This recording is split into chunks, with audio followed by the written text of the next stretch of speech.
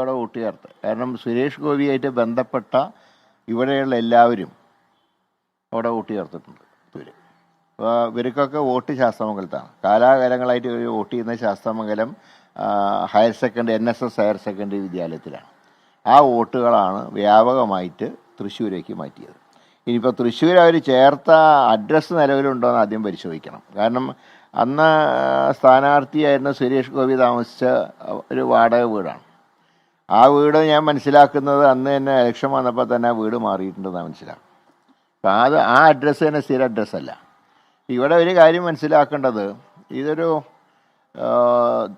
കേന്ദ്ര സർക്കാർ തന്നെ ഈ ഇലക്ഷൻ ഇത് അട്ടിമറിക്കാനുള്ള ശ്രമങ്ങൾക്ക് തുടക്കം കുറിച്ചത് 2023 ഇലക്ഷൻ കമ്മീഷൻ ഒരു ഭേദഗതി വരുത്തിയവർ. അതുവരെ 6 മാസം താമസമുള്ള സ്ഥലത്ത് മാത്രമേ വോട്ട് ചേർക്കാൻ പാടുള്ളൂ എന്നായിരുന്നു നിയമം. അതിലാണ് വാടക ചീട്ടുണ്ടെങ്കിൽ വോട്ട് ചേർക്കാം എന്നുള്ളൊരു ഭേദഗതി കൊണ്ടുവന്നു. ആ ഭേദഗതി കൊണ്ടുവന്നതോടെ വോട്ട് ചേർക്കൽ പ്രക്രിയ എളുപ്പമായി.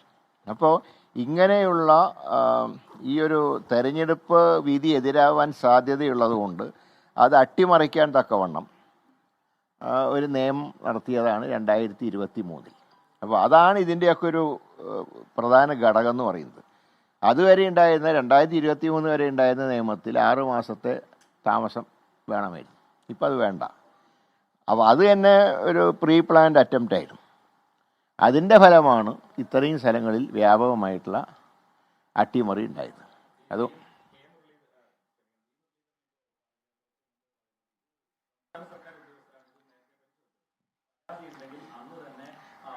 അല്ല, തൃശ്ശൂരത്തെ പരാതി ഞങ്ങൾ നൽകിയിട്ടുണ്ട്.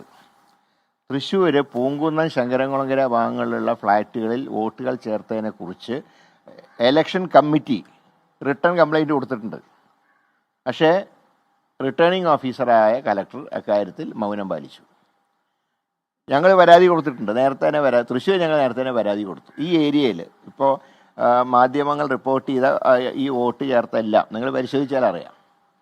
അത് ഞങ്ങൾ അന്നേ പരാതി കൊടുത്തിട്ടില്ല. അതുകൊണ്ട് പരാതി നിലവിലുണ്ട്.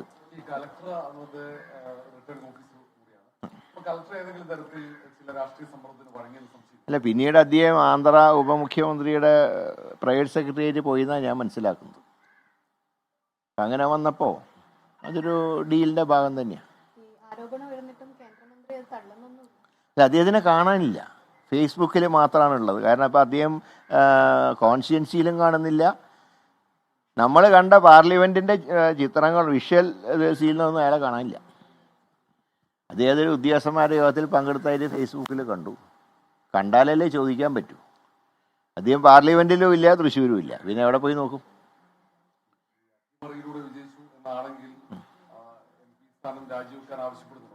അല്ല, അദ്ദേഹത്തിന് ഒരു ധാർമ്മികമായിട്ടുള്ള ഒരിതുണ്ടെങ്കിൽ അദ്ദേഹം രാജി വെക്കണം.